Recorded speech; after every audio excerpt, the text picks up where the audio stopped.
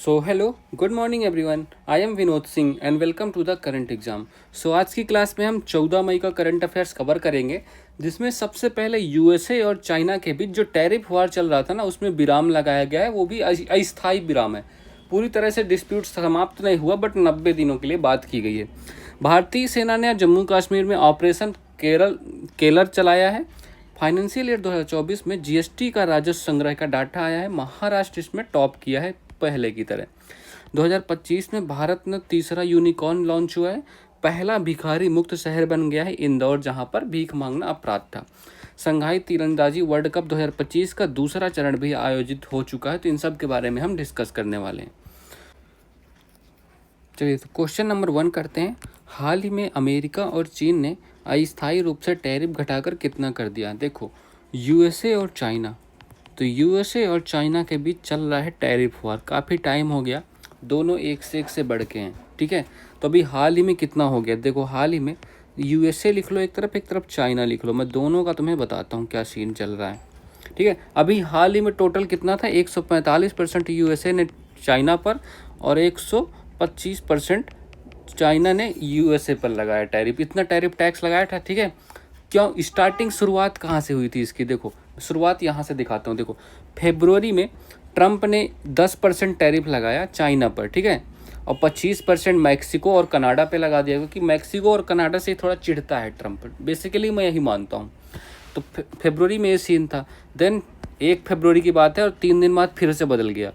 3 दिन बाद चाइना ने, मतलब इसको चाइना ने 15% लगाया। ठीक है, तो पहले देखो, ट्रंप ने लगाया 10%, चाइना ने लगा दिया 15%। ये टोटल हो गया। ठीक है, ये हो गया सीन।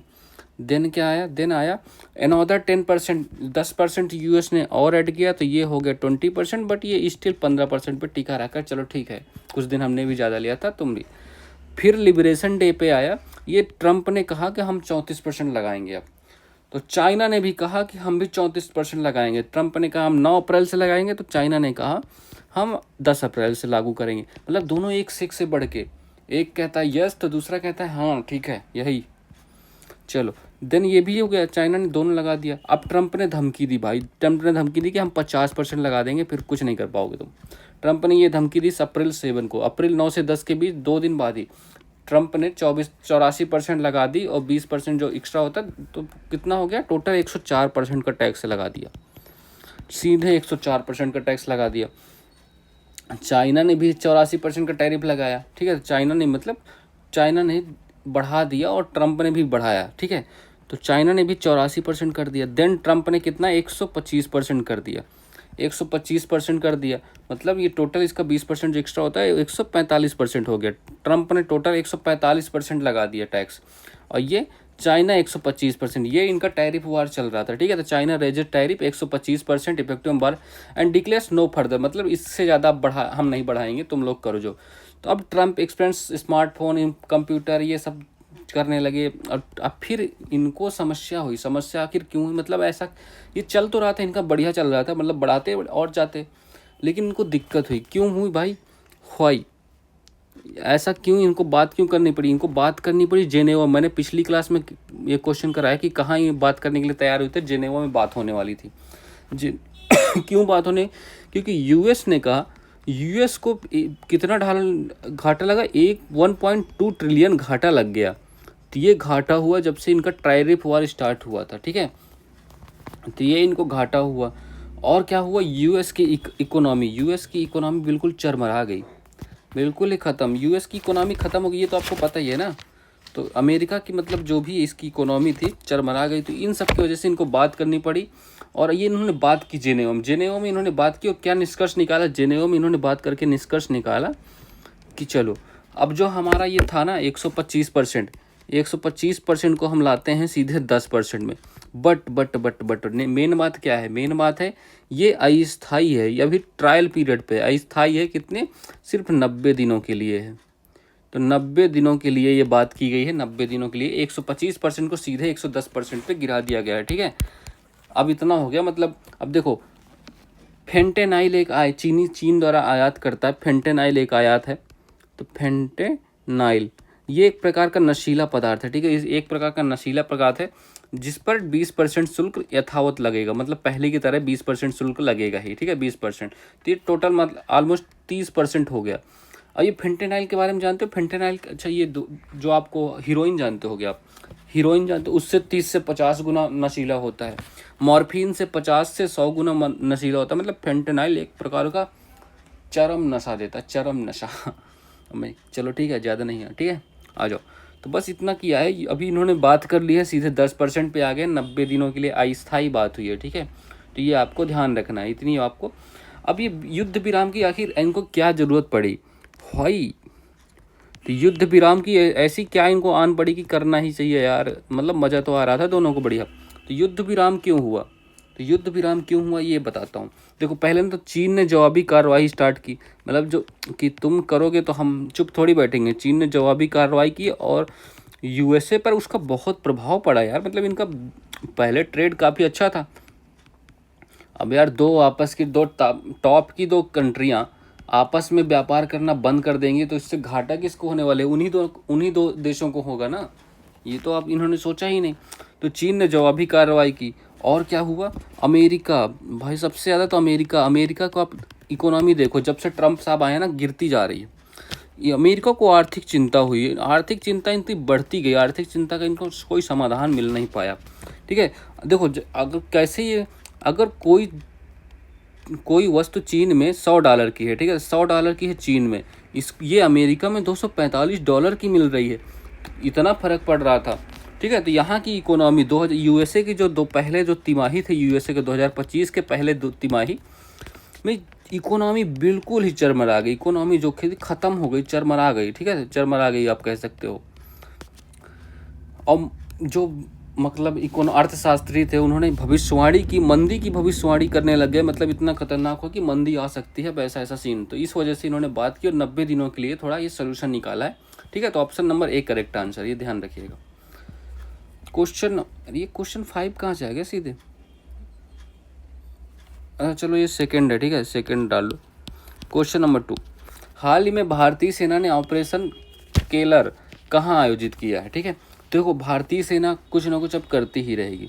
देखो पहलगाम हुआ था, आप सबको पता है पहलगाम की घटना कब हुई थी? 22 अप्रैल को हुई थी, ठीक है। तो इसमें हमारे कुछ नागरिक मारे गए थे, है ना, देश के कुछ अच्छे नागरिक मारे गए थे, ये तो आपको पता ही है, ठीक है। उसके बाद भारत ने क्या प्रतिक्रिया दी थी? 23 अप्रैल को हमने कहा था IWT पानी बंद, तुम्हारा दाना पानी बंद कर दिया हमने पाकिस्तान का।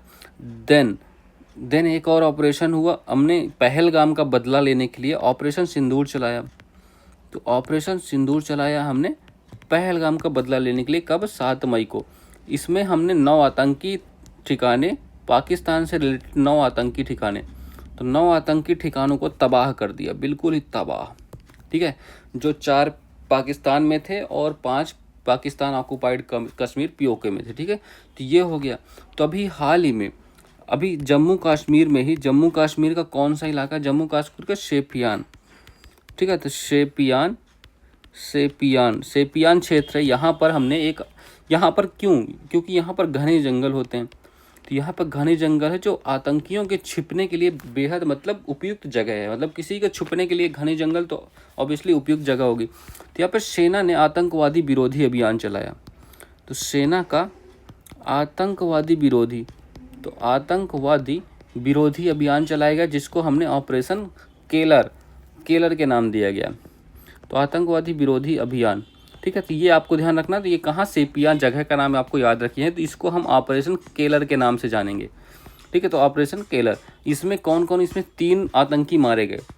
3 आतंकी जो थे, 3 आतंकी मर गए, मृत्यु को प्राप्त हो गए, ठीक है। 3 उनमें से एक ऐसी आशा व्यक्त की जा रही है, कंफर्म कुछ नहीं है, ठीक है। ऐसी आशा व्यक्त की जाती है कि इसमें एक का नाम था शाहिद कुट्टे, ठीक है। तो शाहिद कुट्टे जो पहलगाम हमले से संबंधित था या पहलगाम का मेन आरोपी था, ये आप कह सकते हो, ठीक है। तो ये सीन था। तो ये भी मारा गया है इसमें से। तो ये भी ऑपरेशन केलर कहाँ? शोपियान, जम्मू कश्मीर के शोपियान में चलाया गया। तो option number C correct answer है, जम्मू कश्मीर। ओके। हाल ही में BCCI सचिव पद पर किसे नियुक्त किया गया है? तो इसमें किसको? देवजीत सैकिया को नियुक्त किया गया है। किसमें? BCCI सचिव पद पर।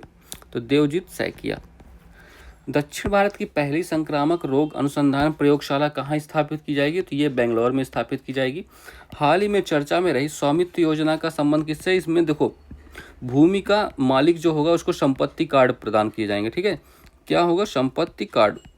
तो संपत्ति कार्ड प्रदान किए जाने वाले हैं। क्वेश्चन नंबर 3, वित्त वर्ष 2024 में सबसे ज़्यादा जीएसटी राजस्व संग्रह वाला राज्य कौन सा है? देखो, अभी जीएसटी कलेक्शन का डाटा आया है, जीएसटी कलेक्शन का डाटा आया है। ठीक है, अब ये कलेक्शन किस साल का है? कलेक्शन का डाटा जो है, ये कलेक्शन अपना फाइनेंशियल ईयर 2024 का है। ठीक है, तो फाइनेंशियल ईयर 2024 का। अब इसमें कितना हमें टोटल इकट्ठा हुआ है? टोटल हमारा इकट्ठा हुआ है कितना? 21.36, 21.36 लाख करोड़। ठीक है, तो इतना पैसा हमारे पास इकट्ठा हुआ है 2024 के फाइनेंशियल ईयर में। ठीक है, अब ये पिछले साल से कितना कम है? तो पिछले साल 2023 में, तो 2023 सॉरी कम नहीं, ज़्यादा है इस बार। 2023 में कितना था? 2023 में था 19.62 लाख करोड़। ठीक है, तो 19.62 लाख करोड़ था 2023 में। ठीक है, तो ये ध्यान रखिएगा। तो मतलब कितनी ग्रोथ हुई है? टोटल ग्रोथ हुई है हमारी 8.86% की। और ये देखो 2017 से अब तक का हाईएस्ट है, ये भी आपको ध्यान रखना है। ये हाईएस्ट है, हाईएस्ट सिंस 2017। ठीक है, तो ये भी आपको ध्यान रखें, 2017 के बाद ये सबसे हाईएस्ट कलेक्शन है 21.36 लाख करोड़। ठीक है, चलो, तो अब इस पे लिखो टॉप पे कौन कौन से राज्य आए हैं। आपके टॉप पे पहले नंबर पे आपका हमेशा की तरह महाराष्ट्र है। महाराष्ट्र का टोटल कलेक्शन 3.18 लाख करोड़। ठीक है, 3.18 लाख करोड़ है, जो कि पूरे कंट्री का 16% है। ठीक है, तो ये ध्यान रखिएगा। तो उसके बाद दूसरे नंबर पे कौन? दूसरे नंबर पे आपका कर्नाटका हो गया, तीसरे नंबर पे आपका गुजरात है, और चौथे नंबर पे तमिलनाडु, देन आपका कौन है? तो आपका अपना उत्तर प्रदेश। ठीक है, तो ये ध्यान रखिएगा। तो option number D correct answer है, महाराष्ट्र टॉप पे है जीएसटी 2024 के लिए। ठीक है, अब जीएसटी के बारे में आपको क्या पता? देखो, ये आपकी इस मैप है, तो महाराष्ट्र, इसमें देखो महाराष्ट्र, गुजरात, कर्नाटक, तमिलनाडु, जो ग्रीन है मतलब बहुत 1 लाख करोड़ के ऊपर है। अच्छा, जीएसटी के बारे में कुछ चीज़ें मुझे बता दो यार, तुम लोग जल्दी जल्दी बताना। ठीक है, बहुत टाइम मत वेस्ट करना। तो जीएसटी क्या? एक प्रकार का इनडायरेक्ट टैक्स है। ठीक है, इनडायरेक्ट टैक्स किस समिति के सिफारिश पे इसको लॉन्च किया गया था, इसको लागू किया गया था? विजय केलकर समिति। तो विजय केलकर समिति, कौन सा बिल था? कौन सा बिल पेश किया गया था? विजय केलकर समिति, तो ठीक है, तो लेकिन 122वां कॉन्स्टिट्यूशन अमेंडमेंट बिल। ठीक है, बिल है ये। एक्ट कौन सा था? एक्ट तो आपका 101वां था, 101वां कॉन्स्टिट्यूशन अमेंडमेंट एक्ट 2016 का। ठीक है, ये पारित हुआ। फिर देखो, बिल उसको कहते हैं जब पेश किया जाता है तो उसे बिल कहते हैं, जब कोई एक्ट पारित हो जाता है तो उसको एक्ट बना दिया जाता है। ठीक है, जो कोई बिल पारित हो जाता है, ठीक है, तभी एक्ट बनता है। ठीक है, अब इसको फिर लागू किया हमने 1 जुलाई 2017 से। जीएसटी डे 1 जुलाई को मनाया जाता है, ये लागू हो गया आपका। इसके द्वारा हमने क्या जोड़ा? 279A, आर्टिकल 279A संविधान में जोड़ा, जिसमें जीएसटी काउंसिल का उल्लेख है। जीएसटी काउंसिल का उल्लेख है, जिसके द्वारा हम कर की रेट वगैरह तय करते हैं। और अभी हाल ही में जीएसटी काउंसिल की बैठक कहाँ हुई है? जैसलमेर में। ठीक है, तो जैसलमेर में, ये ध्यान रखिएगा। इतने सारी बातें आ जाइए। हाँ, 85वां अखिल भारतीय पीठासीन अधिकारियों का सम्मेलन कहाँ प्रारंभ हुआ था? तो ये पटना में। ठीक है, तो पटना में हुआ। हाल ही में यूएसए के 50वें उपराष्ट्रपति के रूप में किसने शपथ ली? तो जेडी बेंस। तो जेडी बेंस ने ये शपथ ली। हाल ही में ब्रिक्स ब्लॉक का 9वां भागीदार देश कौन सा बन गया है? तो नाइजीरिया। ठीक है, तो नाइजीरिया बन गया है 9वां भागीदारी देश। क्वेश्चन नंबर 4 करते हैं। हाल ही में वर्ष 2025 में भारत का तीसरा यूनिकॉर्न कौन बना है? यूनिकॉर्न का मतलब क्या समझते हो आप? यूनिकॉर्न, इसका मतलब क्या होता है? जब कोई स्टार्टअप है आपका, ठीक है, तो कोई स्टार्टअप है, इसका कितना वैल्यू हो जाए, मतलब इसको वैल्यूएशन कितना हो जाए, या मार्केट कैपिटल कितना होता है, वैल्यूएशन भी कह सकते हो। तो वैल्यूएशन या मार्केट कैप के नाम से भी जाना जाता है। ठीक है, तो मार्केट कैप, पूरी मार्केट कैपिटल वैल्यू कितनी है इसकी? तो किसी भी स्टार्टअप की वैल्यू हो जाए $1 बिलियन, तो $1 बिलियन हो जाए तो उसको हम इस यूनिकॉर्न की श्रेणी में रख देते हैं। ठीक है, अभी भारत के 2025 में कौन कौन से बने? भारत के तो 2025 में 3 यूनिकॉर्न बने। पहला कौन सा? पहला बना था जसपे, मैंने ये क्वेश्चन कराया था आपको, जसपे बना था। ठीक है, दूसरा कौन सा बना था? नेट्राडाइन। तो दूसरा बना था आपका नेट्राडाइन। ठीक है, तो नेट्राडाइन। और तीसरा कौन सा बना, तीसरा भी हाल में पोर्टर बना। इसका काम क्या है पोर्टर का, पोर्टर का काम है देखो जैसे आपको घर शिफ्ट करना होता है, ऑफिस शिफ्ट करना होता है, तो ये एक ट्रक वाली गाड़ी आती है, आपका सामान अच्छे से पैक करती है और उसको आपको शिफ्ट करने में मदद करती है, तो ये काम होता है पोर्टर कंपनी का, ठीक है। पोर्टर, तो इसको लिखो, एक प्रकार की एक कौन सी कंपनी है, ऑन डिमांड लॉजिस्टिक प्लेटफॉर्म है, ठीक है। तो ऑन डिमांड, जैसी आपकी डिमांड होगी, ठीक है, उसी के अनुसार ये काम करने वाले लॉजिस्टिक प्लेटफॉर्म है, ठीक है। तो ये एक प्रकार का ऑन डिमांड लॉजिस्टिक प्लेटफॉर्म है, ओके। तो ये ध्यान रखिएगा। अच्छा, इसकी टोटल अभी वैल्यू कितनी हो गई है, वैल्यूएशन कितनी हुई है, तो 1.1 से 1.2 बिलियन डॉलर तक, ठीक है। तो ये इसकी वैल्यूएशन बताई जा रही है, ठीक है। तो 1 पॉइंट इतना ही है लगभग, अभी अभी नई नई बनी है, ठीक है। तो ये शिफ्टिंग में काम करती है, मतलब आपका सामान शिफ्ट करती है, ठीक है, मेनली, ठीक है। तो ये आपको ध्यान रखना है इस पोर्टर कंपनी के बारे में। तो option number C correct answer है, पोर्टर, ठीक है। तीसरा यूनिकॉर्न बन गया 2025 में भारत का, ठीक है। और बताओ, और कुछ बता सकते हो इसके बारे में, चलो आ जाओ। हाल ही में जल्लीकट्टू 2025 का पहला आयोजन कहाँ हुआ, तो ये जल्लीकट्टू कहाँ का त्यौहार है, तमिलनाडु का। हाल ही में चर्चा में रहे भारत पोल पोर्टल का संबंध किससे है, तो सीबीआई, ठीक है। सीबीआई से संबंध है इसका, सीबीआई। अच्छा, सीबीआई ने ऑपरेशन हॉक भी लॉन्च किया है, ऑपरेशन हॉक और ऑपरेशन चक्र, तो ऑपरेशन चक्र भी इसने ही लॉन्च किया है, ठीक है।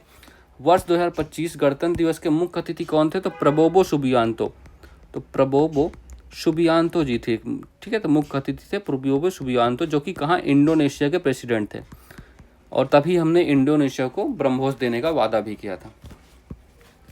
क्वेश्चन नंबर 5, हाल ही में आधिकारिक तौर पर भारत का पहला भिखारी मुक्त शहर कौन सा बन गया है, तो भैया अब इंदौर। तो इंदौर के बारे में हमने खूब बात की है भिखारी के लेके, ठीक है। इंदौर में 1 जनवरी से भीख देना बंद था, 1 जनवरी 2025 से भीख देना अपराध था। अब ये कैसे अपराध था भीख देना, ऐसा कोई कानून है क्या, बिल्कुल है, भीख देना अपराध था, बिल्कुल कानून है, ठीक है। कहाँ से ये हमने सोचा, एक एक्ट है, आपने सुना होगा, भारतीय नागरिक सुरक्षा संहिता, तो भारतीय नागरिक सुरक्षा संहिता, ठीक है। तब भारतीय नागरिक सुरक्षा संहिता, इसका कौन सा आर्टिकल है, इसका कौन सा आर्टिकल है, इसकी धारा लिखो, धारा 163। तो धारा 163 के तहत भीख मांगना अपराध घोषित किया गया है, ठीक है। तो भीख मांगना अपराध घोषित किया गया है। तो देखो कितने, 4 महीने ही हुए, 4-5 महीने हुए 1 जनवरी 2025 तक, अब इसको ऑफिशियली घोषित किया गया है कि ये भिखारी मुक्त शहर बन गया है। तो ये भारत का पहला इंदौर, भारत का पहला इंदौर कहाँ है, ये मध्य प्रदेश में है, ये तो आपको पता ही है। भोपाल में भी भीख देना अपराध हो गया है। तो भारत का पहला भिखारी मुक्त, मतलब गरीबी यहाँ से दूर, भिखारी मुक्त शहर। यार भिखारी चले गए होंगे यार कहीं और क्या ये, तो भिखारी मुक्त शहर इसको घोषित कर दिया गया है। देखो भिखारी के जो बच्चे थे उनको स्कूल भेजा गया, भिखारी के बच्चों को स्कूल भेजा गया और भिखारियों को रोजगार दिया गया, ठीक है। तो रोजगार प्रदान किया गया, तो ये अच्छी बात है वैसे, ठीक है। तो धारा 163 के तहत इसको अपराध घोषित किया गया, ये भी आपको ध्यान रखना, ये इंपॉर्टेंट है। तो option number A correct answer है, इंदौर। भोपाल भी धीरे धीरे उसी लाइन पर बना हुआ है। फर्स्ट बेगर फ्री सिटी इंदौर। हाल ही में चर्चा में रही पीएमओ वर्षों से प्रधानमंत्री कार्यालय के लेखक कौन है, ये देखो ये एक बुक है, ये बुक है, इसके राइटर कौन है, इस बुक के राइटर हैं, लिखो हिमांशु रॉय, ठीक है। तो हिमांशु रॉय इस बुक के राइटर हैं, ये ध्यान रखिएगा, ठीक है। और किस पब्लिकेशन ने इसको मतलब प्रकाशित किया, रूपा पब्लिकेशन, ठीक है। तो रूपा पब्लिकेशन ने इसका प्रकाशन किया, ठीक है। तो ये भी आपको ध्यान रखें। इसमें क्या बताया गया है, मेनली देखो जवाहरलाल नेहरू से लेके पीएम मोदी तक, तो पीएम मोदी तक जो भी काम हुए पीएमओ ऑफिस में, उन सब के बारे में इसमें डिटेल से लिखा गया है, ठीक है। तो उनका उल्लेख किया गया है। वित्त वर्ष 2024-25 में देश के 12 प्रमुख बंदरगाहों में कितना कार्गो हैंडल किया है, ठीक है। तो ये लगभग 855, तो 855 मिलियन टन, ठीक है। तो 855 मिलियन टन इतना कार्गो इसमें हैंडल किया गया है, ठीक है। तो कितना इंक्रीज है, 4.3% का इंक्रीज है। और मैक्सिमम किसको हैंडल किया, मैक्सिमम हमने पेट्रोलियम किया, पेट्रोलियम प्लस गैस का हमने मैक्सिमम हैंडल किया। क्वेश्चन नंबर 6, हाल ही में संघाई तीरंदाजी विश्व कप 2025 में स्टेज 2 में भारतीय दल ने कुल कितने पदक जीते। देखो अब तीरंदाजी का वर्ल्ड कप हो रहा था, तो तीरंदाजी वर्ल्ड कप हो रहा था, कौन सा नंबर, 2025 का। अच्छा पहला स्टेज कब हुआ था, स्टेज 1, स्टेज 1 में कितने पदक मिले थे भारत को, ये बताओ तुम, कब ना बताओ। ये कहाँ हुआ था ये बताओ, ये तो बता ही दो। तो ये हुआ था अर्बन डोल। तो अर्बन डोल यूएसए में हुआ था, ठीक है। तो अर्बन डोल यूएसए में हुआ था। इसमें भारत के पदक बताओ। तो भारत, ये क्वेश्चन मैंने करा चुका हूँ, ये पहला स्टेज हमने किया था। तो भारत ने इसमें 4 पदक जीते थे, ठीक है। तो 4 पदक जीते थे कुल, जिसमें से भारत की चौथी ही रैंक आई थी भारत की, ये आपको ध्यान रखना है, ठीक है। चलो, तो ये आपको इतना पता है, ठीक है। अब दूसरा हुआ, हम दूसरा स्टेज 2 हम कर रहे हैं। स्टेज 2 भी आयोजित हो चुका है। स्टेज 2 में ये कहाँ आयोजित हुआ, शंघाई में।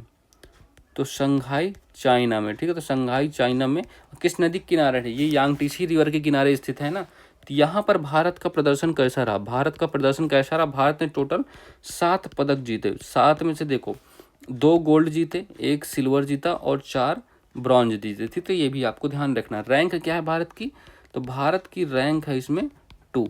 अच्छा, इसमें पहली रैंक, टॉप रैंक पे कौन है, पहली रैंक है साउथ कोरिया की।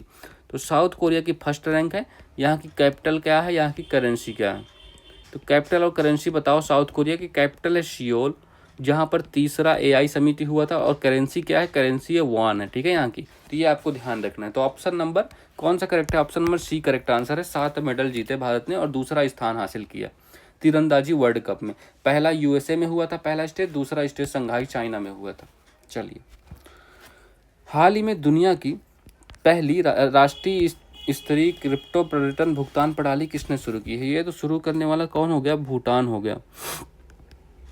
क्रिप्टो करेंसी क्या है, ये तो एक पर वर्चुअल करेंसी है, मतलब आभासी मुद्रा है, जिसको हम कंप्यूटर के माध्यम से ट्रांसफर कर सकते हैं, छू या देख नहीं सकते, है ना। चलो, तो भूटान विश्व का पहला शहर बन गया है, पहला देश बन गया, सॉरी। तो भूटान वर्ल्ड का फर्स्ट कंट्री बन गया है ऐसा करने वाला। और इसने किस पे, पर्यटक प्लस एयरलाइंस, ठीक है। तो पर्यटक प्लस एयरलाइंस प्लस टूर, ठीक है। टूर या होटल हो गया, टूर प्लस होटल जो भी थे, तो सब में अब जो पेमेंट होगा, भुगतान होगा, इनके टिकट का भुगतान वगैरह क्रिप्टो करेंसी के द्वारा हम कर सकते हैं, ठीक है। तो क्रिप्टो द्वारा हम भुगतान कर सकते हैं, ये ध्यान रखिएगा। इसमें से कौन से 2 बैंक भाग लेंगे भूटान के, तो भूटान के 2 बैंक हैं, एक बिनस पे और दूसरा कौन सा है, डीके पे, ठीक है। तो डीके पे, तो ये दोनों बैंक पूरा काम संभालने वाले हैं, ठीक है। तो आप ध्यान रखिएगा, इसका भूटान आंसर। एस बैंक में 20% हिस्सेदारी खरीदने वाले SMBC का संबंध किससे है, देखो एस बैंक है आपका। एस बैंक कहाँ का, ये आपका भारत का वाणिज्यिक बैंक है, निजी वाणिज्यिक बैंक है ना।